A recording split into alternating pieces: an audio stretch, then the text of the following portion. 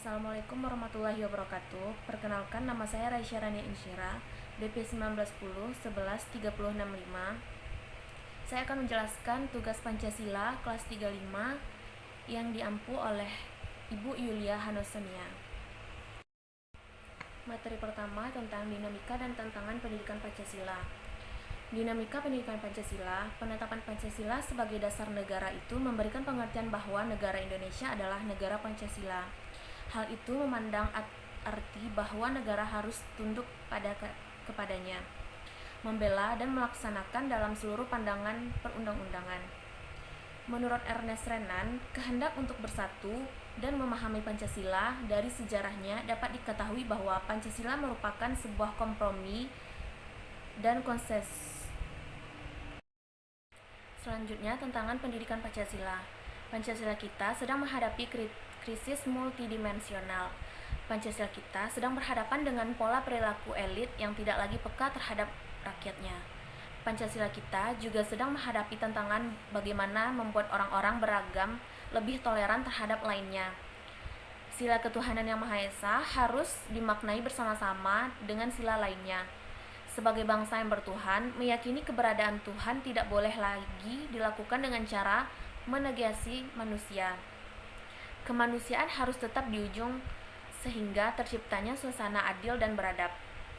Untuk bisa menciptakan kemanusiaan yang adil dan beradab, kebijakan sosial, politik, ekonomi harus berlandasan keadilan sosial bagi seluruh rakyat Indonesia. Jika kita gagal menghadapkan atau menerapkan Pancasila dalam makna sesungguhnya, sebenarnya Pancasila tak lagi sakti. Telah bertahun-tahun kita hidup hanya sebagai bangsa yang dipaksa untuk menghafal sila-sila Pancasila demi kekuasaan, bukan manifestasikannya dalam kehidupan nyata. Ketidakjelasan secara etis berbagai tindakan politik di negeri ini membuat keadaban politik saat ini mengalami kehancuran. Fungsi sebagai pelindung rakyat tidak berjalan sesuai dengan komitmen. Keadaan publik yang hancur, yang sering kali merusak wajah hukum, budaya, pendidikan, dan agama. Rusaknya sendi-sendi ini rupanya membuat wajah masa depan bangsa ini semakin kabur. Upaya untuk membumikan Pancasila di tengahnya bangsa Indonesia ternyata banyak menghadapi tantangan dan cobaan. Menyatakan kemerdekaannya. Tantangan terhadap eksistensi Pancasila tidak hanya bersifat internal tetapi juga bersifat eksternal. Tantangan dari dalam diantaranya berupa berbagai gerakan separatis yang hendak memisahkan diri dari negara Republik Indonesia atau yang kita kenal dengan NKRI. Apa yang terjadi di Aceh, Maluku, dan Papua merupakan sebagai contoh di dalamnya. Penegasan yang tidak tepat dan tegas dalam menghadapi gerakan-gerakan tersebut akan menjadi ancaman serius bagi tetap eksisnya keutuhan bangsa Indonesia dan Pancasila.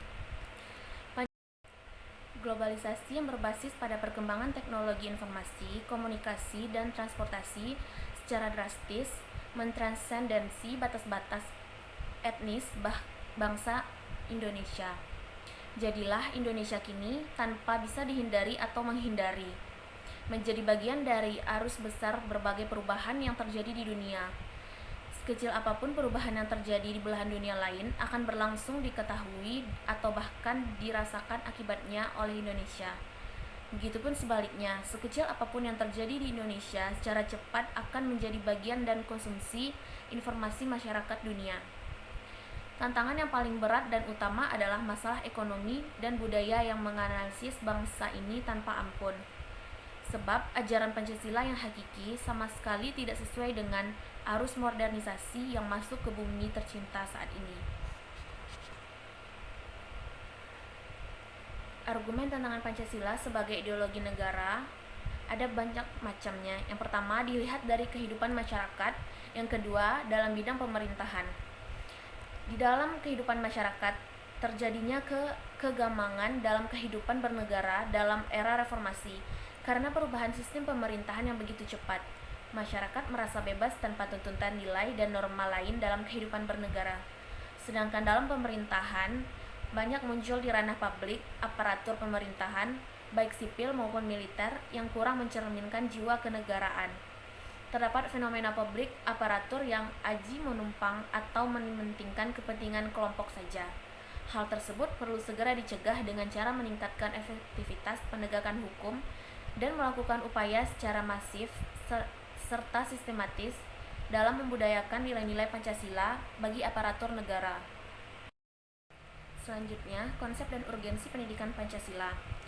Dalam perjalanan sejarah bangsa Indonesia, sesungguhnya nilai-nilai Pancasila sebagai pandangan hidup bangsa sudah terwujud dalam kehidupan masyarakat. Sejak sebelum Pancasila dijadikan sebagai dasar negara yang dirumuskan dalam satu sistem nilai. Sejak zaman dahulu, wilayah-wilayah Nusantara ini mempunyai beberapa nilai yang dipegang teguh oleh masyarakatnya, seperti percaya kepada Tuhan, gotong royong, musyawarah, solidaritas, dan kesetiakawan sosial. Urgensi pendidikan Pancasila pertama, agar mahasiswa tidak tercabut dari akar budayanya sendiri. Yang kedua, urgensi pendidikan Pancasila di dunia perkuliahan. Yang pertama, agar mahasiswa tidak tercabut dari akar budayanya sendiri. Yang kedua, agar mahasiswa memiliki pedoman atau kaidah penuntun dalam berpikir dan bertindak di kehidupan sehari-hari dengan berlandaskan nilai-nilai Pancasila. Yang ketiga, sebagai pembentuk CV disappointed yang dapat menjadikan landasan bagi kehidupan mahasiswa tersebut. Yang keempat, dapat memperkokoh jiwa kebangsaan sehingga menjadikan dorongan pokok dan bintang petunjuk jalan. Yang kelima, agar tidak terpengaruh oleh paham-paham asing yang negatif.